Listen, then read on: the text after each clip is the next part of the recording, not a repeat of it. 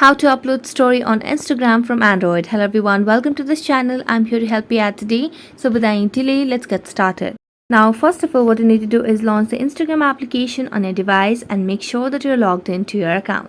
As you're logged into your account, what you can simply do is tap on the option of your story at the top left corner of the screen. So as you do that, simply select on the story section over here and you can now click a random picture or also get it from your gallery by tapping on the bottom left corner. So I'm going to simply click on a random picture over here, and as I click a picture, and now here you can simply just add any sort of stickers, captions, text, music, anything. So I'm just going to add on sticker. So let's add a sticker over here. And now then tap on your story at the bottom left corner of the screen and just wait for a few more seconds until it gets uploaded on your story. So it's getting posted.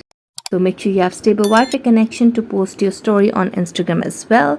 You have added your story on Facebook, Instagram from your Android. That's it. Thank you so much for watching this video. See you next time.